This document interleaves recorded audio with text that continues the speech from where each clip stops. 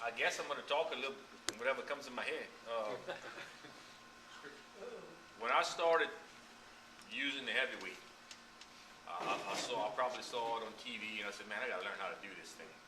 So I just started. You know, I went buy me a rod. I bought a 7.2, something from Don, in Green Country or something.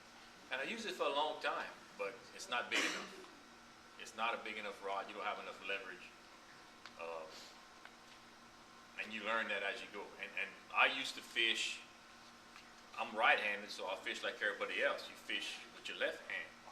And then I found out in the process I flipped this way, in the process of switching hands, I was losing a lot of fish. I was losing bites, not detecting bites I was getting as soon as it goes in. By the time you go to switch hands, some bites are fast. By the time you go to switch hands, the fish is off. So I was losing a lot of opportunities. So I learned how to use left-handed reel. All my flipping rods have left-handed reels because the rod stays in the hand that I'm using. Okay. My favorite rod is this one. I have two of them. It's a 7.9 carrot stick. It weighs 4.3 ounces. Of course, I got some weight in the back to balance. You can see is there, buddy. You know. And I can thank Al Perry for the balancing thing, because he's the one who drilled it in my head. I always tell him, why would I want to add some more weight to my rod? Until one day he showed me why. And it makes a big difference. In other words, right now you can see the rod. You can just see, you know, how easy it flips up. And if I take that weight out the back, you know, I have the weight of the 1.5 ounces plus the weight, the end weight, the heavy weight of the rod tip that I'm working with. And when you balance the rod, it increases the sensitivity by double, triple. So I do have probably have 2 ounces in the back of this carrot stick. What else can I talk about? Well, I like to fish heavy cover.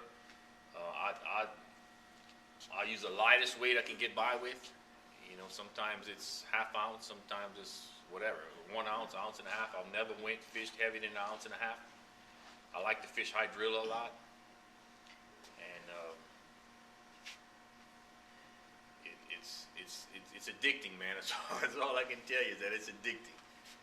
Once you catch a few fish this way, how many guys punch now? Yeah, see, there you go, right there. That tells you right there. It's very addicting.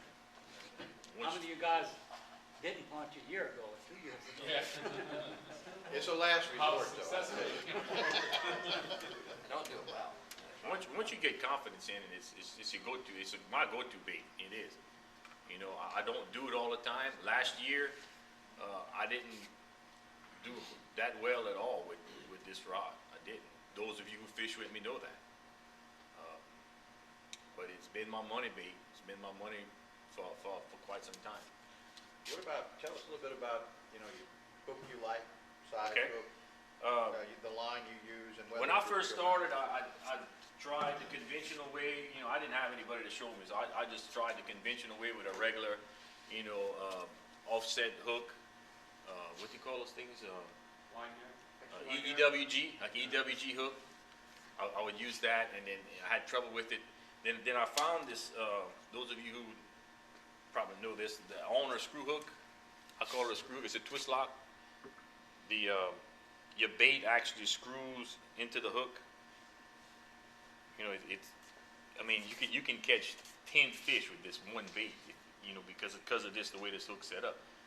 And when I first started doing it, when I first discovered this, man, it was the best thing since sliced bread. The baits last forever. You can buy a pack of 8 baits; it'll last you all day long. You know, and you know, it's just a regular. Once you get it on there. What size hook do you use? I use a 5/0. It depends on the hook, because not all 5/0s are the same.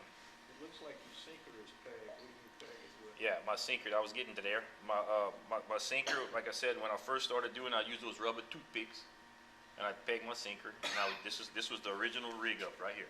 That was it. You know, that's how I would do it, just like that. That was my original. I did that for years and years and years and years and years. And those of you who know me, I'm always looking for something new. I'm always looking for something better. Always trying to improve. Man, you should have yanked. It probably wouldn't have hooked it. But you lose a lot of fish. This works good, but I found I was losing a lot of fish. I said, there's got to be a better way not to lose the fish. You know, so I started doing a little research, and I found out about those new flipping hooks that come out, and I started tying a snell knot on it. A couple of you guys did devotions, and I mean not devotions, but presentations and talked about the snell knot. And with the snell knot, I mean, I think Tim, you did it, huh? That's what I use now. I don't peg the weight anymore. I use a bopper stopper, and they got some big ones now instead of the little ones. And you know, see what it does? It kicks the hook up, and I'm gonna tell you what, this makes a big difference. The hook I'm using now is a you don't want to tell them that? Okay. The hook, Trocar is an excellent hook. Trocar is a really good hook. It's sharp. I find that the bait keeper is not as good as this hook. The bait doesn't stay on as well. The bait keeper is not, but the bait keeper is awesome, but it's not as good as this hook. This is a Mustad Denny Briar flipping hook is what it is. It's a good hook. It's sharp. The bait keeper is good, and that's what I've been using for about 2 or 3 months, and it's been working really well. So that's the way I rig it now. I do tie the snell knot. I use this 5/0 hook, the Mustad 5/0 hook, and the Trocar 5/0 hook is not the same hook. A Trocar 6/0 hook is about the size of the Denny Briar of a 5/0 hook. Why, I have no idea, but it's about how it works. So you got to be careful. I've been using the Quantum Acris since day one. A lot of people say they're not worth anything, but I hadn't yet to break one yet.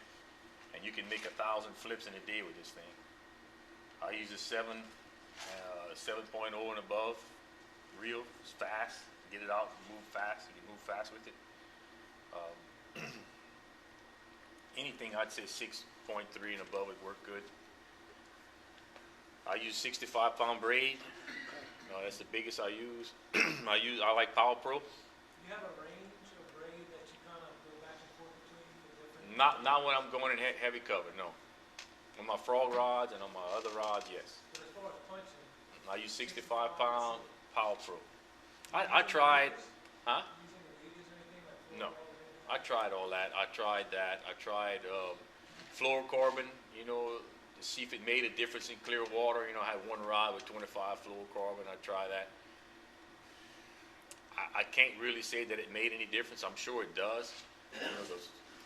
But they say that braided line makes a lot of noise going up and down in the hydril and stuff, where fluorocarbon does. But if you fish fluorocarbon, it does make a noise. It's a different noise, but it does make a noise. It's not the same noise, but it still makes a noise. Any questions? Next question, my follow-up question was going to be, if you use straight braid all the way to the hook, do you use it as is, or do you mark the line up so many feet? I color my line with a black marker. You do? Do you find that makes a difference? Just When you were doing it, compared to now that you're doing it, do you find it much better? I don't know. I can't answer that. The green on the line doesn't last long.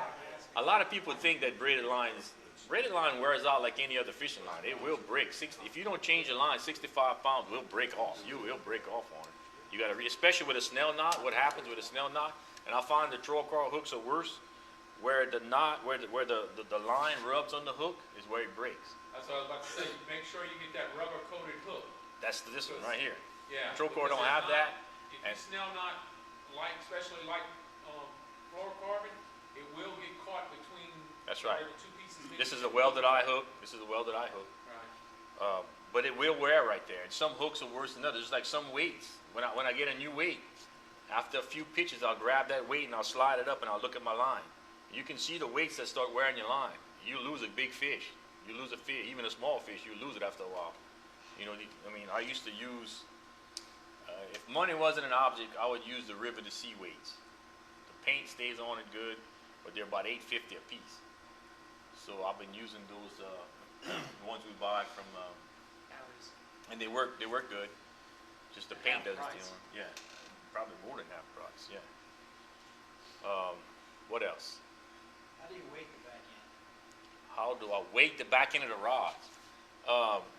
Again, experimented with it. I used to use those ones you buy from Don's that you just slip on the end, but I lost, people come fishing with me would stick the rod right here, and at the end of the day, the weights were gone.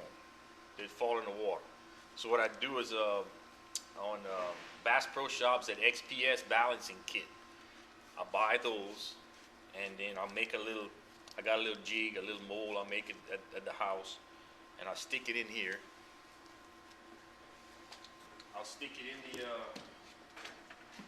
I'll center it in here, that little mold I have, and I'll pour that epoxy. First of all, I'll wax my threads really good so it don't stick, and I'll pour it full, and then I'll leave it dry for a couple of days, and I'll come and I take it out, and I'll make it fit where it slips in the back of my rod, and the thread's already cut, and then I just, you put your weights, and you screw it in. The balancing kits comes with different size weights. This is about, I'll tell you what it is right now. 2 ounces, 3 ounces of weight. So I got 3 ounces of weight on the back of that rod. Now watch, I'm gonna show you something. Those of you who want to come see the difference, come see right here. Watch, I'm gonna show you a little trick I learned in Korea. I never was in Korea, but I have a friend that says it all the time. Come grab this rod and feel it. Just come grab it without the weights and just feel it. Yeah, you saw it. You feel what I'm talking about? Watch. They can pick up the weight too. Well, you don't have to. Yeah, but I mean, weight, the more weight you use, the more yeah. you need. And then if you do it without, you put the weight on the floor like that, and just feel the rod. It's balanced right there. It's balanced. It makes it so much more sensitive. Now go ahead and take it. Go ahead and feel it first. It's there. Now watch. Take this off. Try it. Oh yeah, you got that. See, you're adding 3 ounces to the rod, but you're lightening that rod by 3 ounces. It doesn't make sense, but it does. It's almost like it does its own,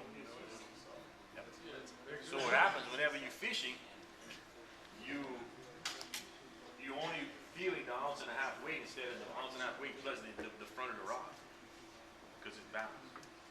Feel it. Just leave the weight on the ground.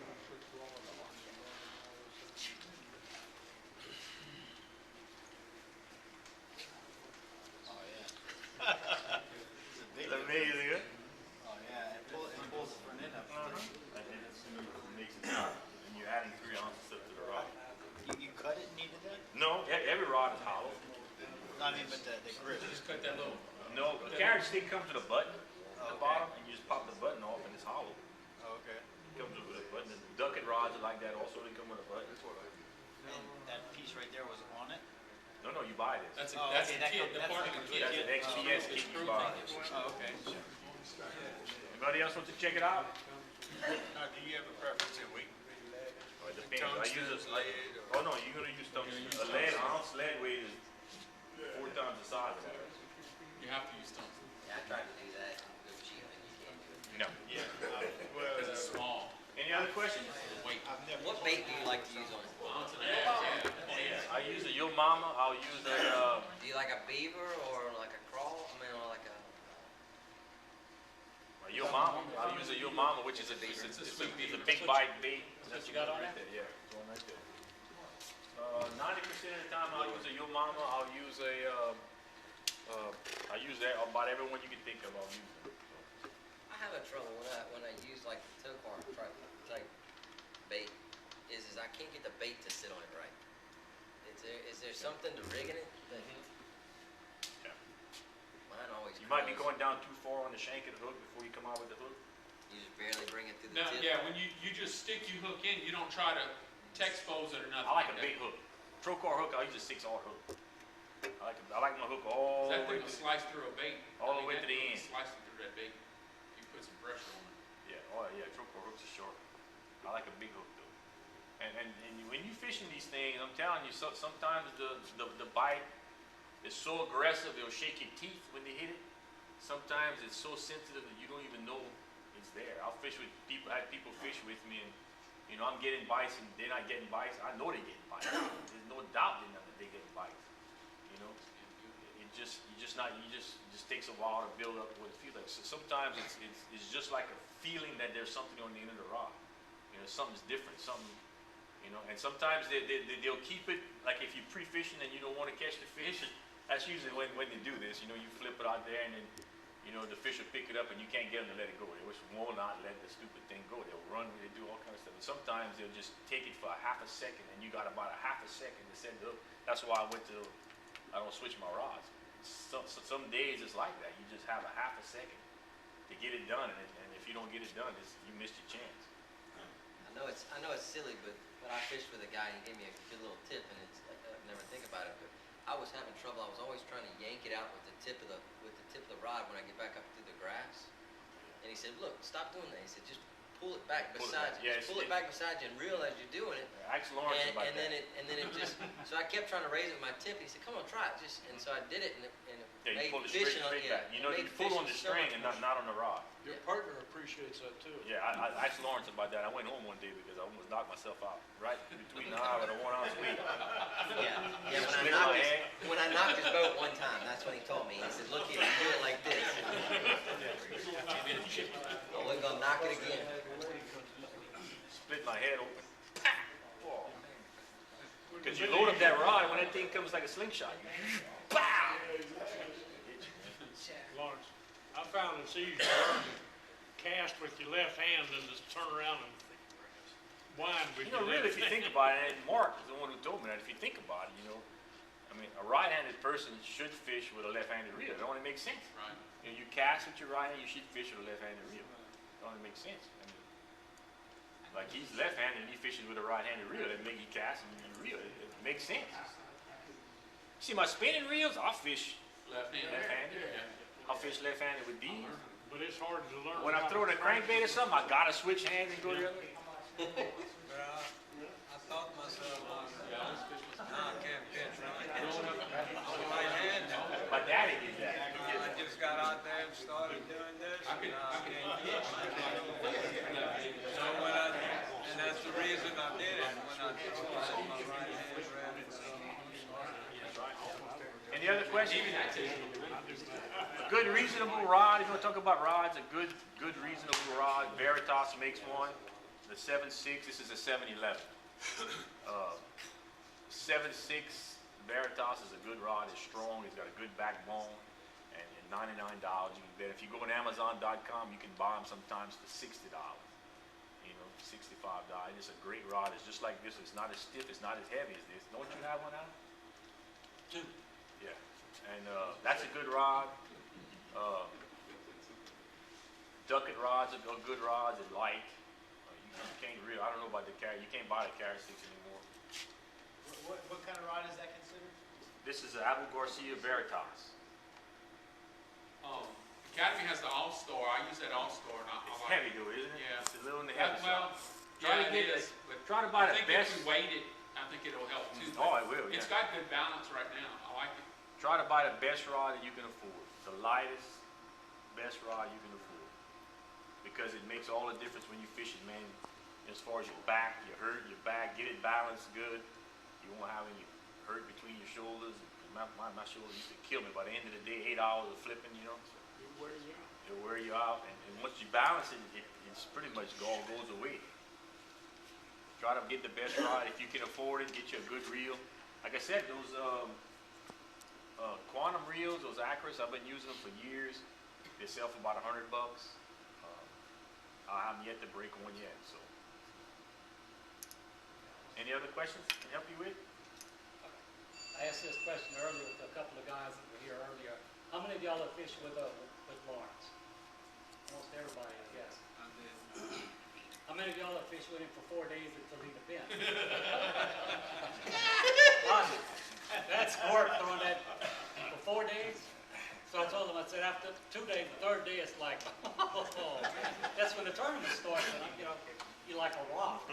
Boy, I tell you what, it'll whip you into shape pretty darn quick, like an ounce weight.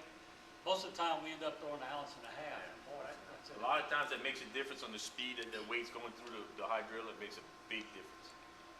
It makes a big, it's a reaction strike is all it is. In that the test tournament we fished in Henderson, I noticed when you drop it in, I'd pick it up till it hits the bottom of the hyson, and I'd let it sink for about an inch or two, and I'd get a bite right there. 'Cause That's the whole key. You gotta determine which way to where want they're it. at. and Some what- days you stick it in and you pump it 5 times before you get them to hit it. Some days when right as soon as it breaks the lid, bang, they'll smack it. Sometimes you just can't get them to hit it. You just don't want to have nothing to do with it. It's you just gotta try to figure it out.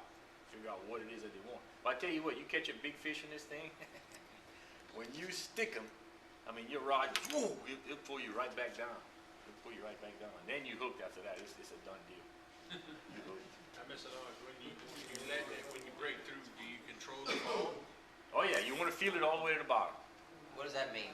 You want to be in contact with your weight. You just don't want to let it go to the bottom. Leave Like, slack. I just feel mine just going down, and sometimes my rod's going real slow, and I just feel. I want to feel that bait all the way You through. don't want any slack in your line at all. I want to feel it because my reel sometimes. unleashes too fast and then kind of flip flops. You Use just your have to keep your finger on it. Check your little gas control. I set the hook with my thumb on the spool. It's just a habit I have. Then I'll start cranking after. My drag's tight all the way. Now that Actress has a flipping switch. The flipping switch, as soon as you go to your thumb bar, it's engaged. I never use it, but I use my thumb on the spool the whole time. Anything else I can help you with? I bought some string. If you want me to show you how to tie that snell knot, I brought some string and a hook. I can show you how to do it if you need me to. Thank you, Lawrence.